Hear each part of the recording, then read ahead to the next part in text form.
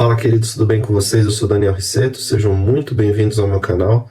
Se você chegou até aqui, considere se inscrever no canal, ative o sino das notificações, não esqueça de deixar o seu like, o seu comentário e compartilhar bastante esse vídeo também, tá bom, queridos?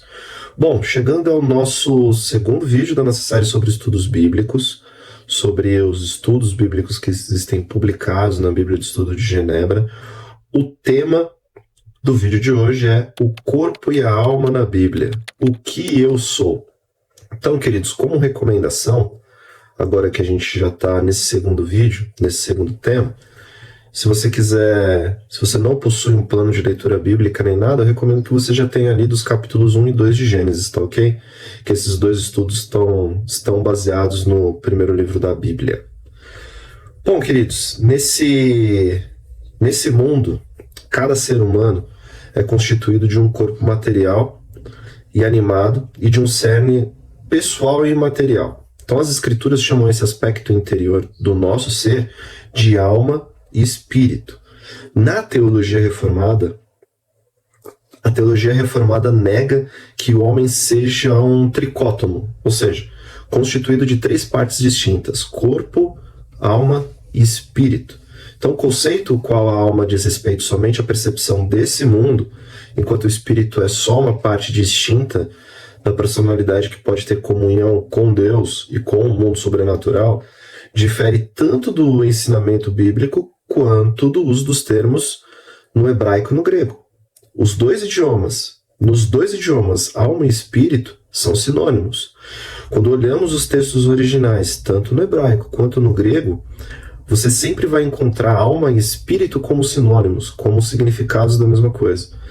Ainda que a princípio algumas passagens possam fazer distinção entre alma e espírito, como veremos nos textos a seguir.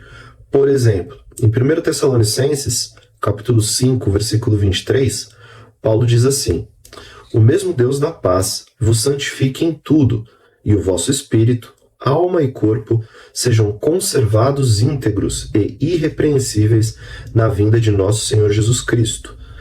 Também temos algo parecido no livro de Hebreus, capítulo 4, versículo 12, que diz assim: "Porque a palavra de Deus é viva e eficaz, e mais cortante do que qualquer espada de dois gumes, e penetra até o ponto de dividir alma e espírito, juntas e medulas, e é apta para discernir os pensamentos e propósitos do coração." Essas passagens não visam em nenhum momento identificar as partes que constituem o ser humano. Essa divisão entre corpo, alma e espírito.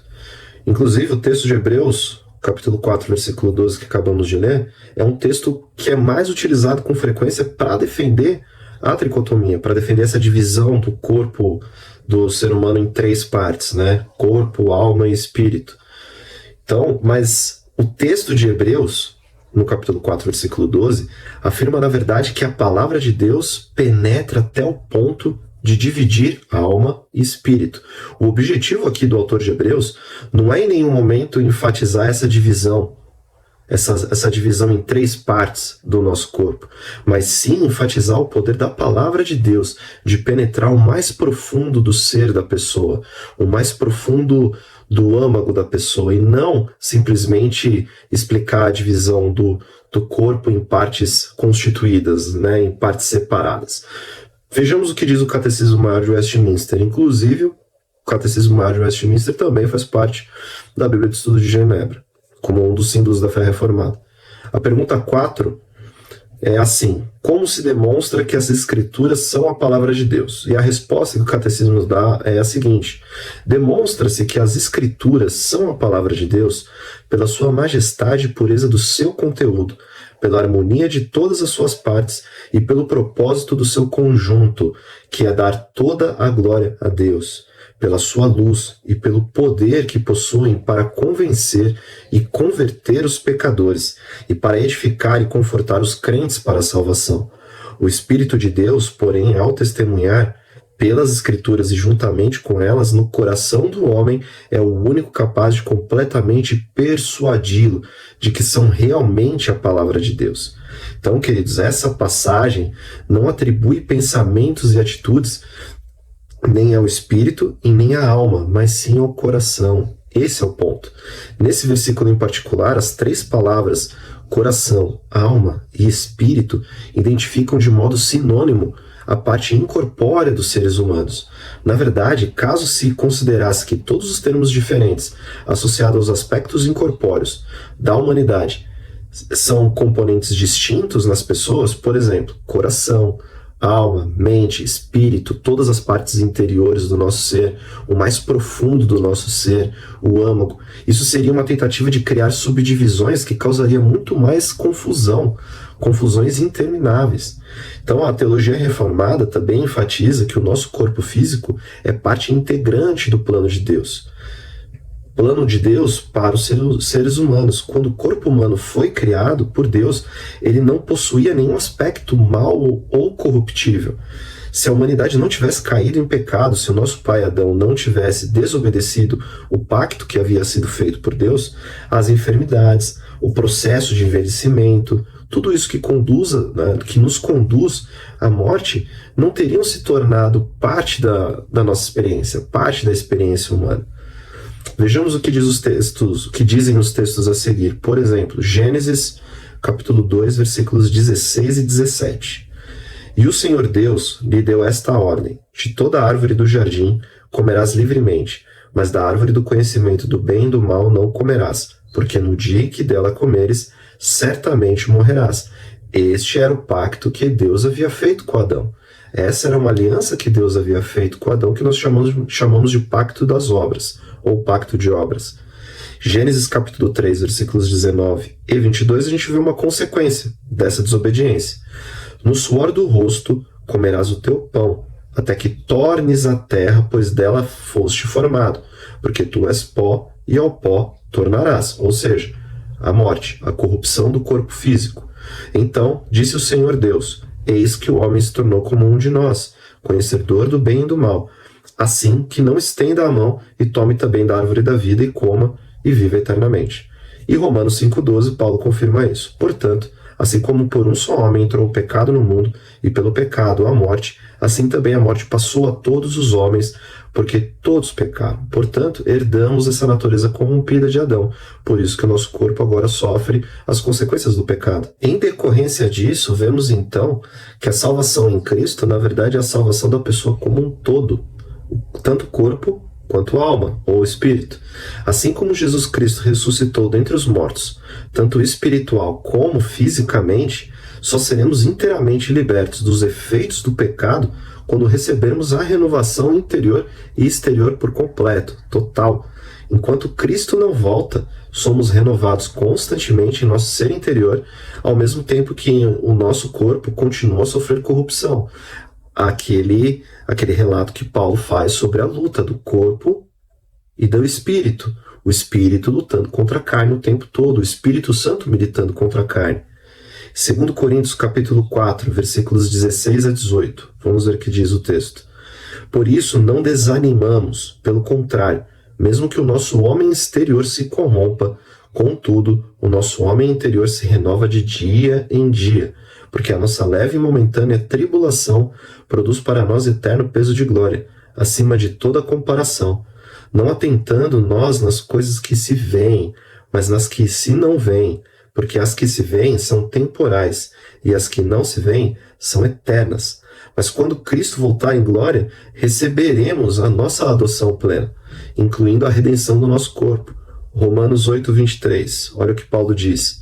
E não somente ela, mas também nós, que temos as primícias do Espírito, igualmente gememos em nosso íntimo, aguardando a adoção de filhos, a redenção do nosso corpo, ou seja, o nosso corpo glorificado. Na morte, no estado intermediário entre a morte e a ressurreição final, enquanto os mortos aguardam a volta de Cristo, o juízo final, o corpo e a alma são separados nesse período intermediário, esse período que chamamos de intermediário dentro da teologia. No entanto, esse não é o nosso destino final. A esperança cristã não é que a alma seja redimida do corpo, não existe essa divisão, mas sim que o corpo e a alma sejam redimidos juntos.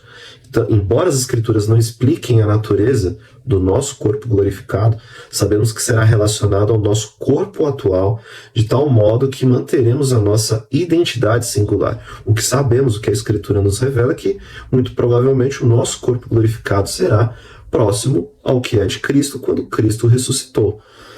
1 Coríntios capítulo 15, Paulo trata sobre a ressurreição, mas eu quero ler com vocês os versículos 44 a 49, onde Paulo fala um pouco sobre isso, sobre o corpo natural e o corpo espiritual. A partir do versículo 44, semeia-se corpo natural, ressuscita corpo espiritual. Se há corpo natural, há também corpo espiritual, pois assim está escrito: o primeiro homem, Adão, foi feito alma vivente. O último, Adão, porém, é espírito vivificante, ou seja, o nosso Senhor Jesus Cristo.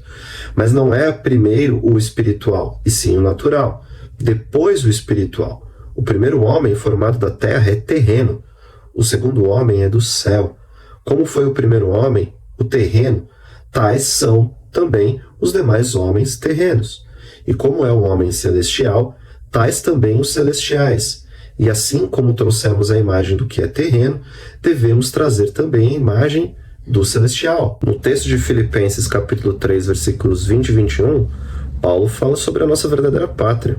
Olha que importante o que Paulo diz: pois a nossa pátria está nos céus, de onde também aguardamos o Salvador, o Senhor Jesus Cristo, o qual transformará o nosso corpo de humilhação para ser igual ao corpo da sua glória, segundo a eficácia do poder que ele tem de até subordinar a si todas as coisas. Colossenses capítulo 3, versículo 4. Quando Cristo, que é a nossa vida, se manifestar, então vós também sereis manifestados com ele em glória. Portanto, o que nós somos de fato, queridos? Qual é a resposta para essa pergunta? A resposta está nos textos que acabamos de ler. Nos versículos 44 a 49 de 1 Coríntios capítulo 15, Paulo dedica esses versículos para explicar o que significa o corpo natural e o corpo espiritual. Sem dúvida, a ideia de Paulo não é propor um contraste entre o físico e o espiritual, né, o material e o imaterial. Na verdade, para Paulo, ele traz o entendimento das Escrituras de que o corpo e a alma são uma coisa só. O corpo ressurreto é um corpo físico real, não é um fantasma, não é um corpo apenas espiritual. Paulo utilizou os termos natural e espiritual para fazer distinção entre aqueles que possuem o espírito e aqueles que não possuem. As pessoas naturais pertencem a este mundo, ao passo que os cristãos são cidadãos dos céus, como vimos em Filipenses. A nossa pátria não é daqui. Somos peregrinos nessa terra. Os cristãos já receberam o Espírito Santo, portanto podem ser descritos como espirituais. Porém, ainda falta receber um corpo espiritual, ou seja, um corpo que será plenamente compatível com a nossa existência na vida por vir, novos céus e nova terra, com o Espírito Santo. Por essa razão é correto dizer que Paulo está contrastando o corpo físico natural que recebemos quando viemos ao mundo, com o corpo espiritual renovado pelo Espírito Santo. Todos nós que recebemos ou fomos batizados com o Espírito Santo, que praticamente é a mesma coisa, queridos, e somos batizados com o Espírito Santo no momento da nossa conversão, o batismo com o Espírito Santo não é uma segunda bênção, somos agora seres celestiais, pois através desse mesmo Espírito é que confessamos que Jesus Cristo é o Senhor. Se você ainda não crê que Jesus é o Senhor, ore a Deus. Clame a Ele por esse entendimento. Clame para que Ele derrame o Espírito Santo sobre a sua vida, para que você deixe de ser um homem natural, nascido de Adão, para se tornar um homem espiritual, que nasceu de novo através da água e do Espírito. Leia João capítulo 3, a conversa entre Jesus e Nicodemos, e clame a Deus para que Ele derrame o Espírito Santo sobre a sua vida, tá bom, querido? Então, se você chegou até aqui, considere se inscrever nesse canal, ative o sino das notificações, não esqueça de deixar o seu like, que ajuda o YouTube a recomendar esse vídeo para mais gente, deixe seu comentário também e compartilhe bastante esse vídeo, tá bom, queridos? Portanto, que Deus nos abençoe e até o próximo vídeo.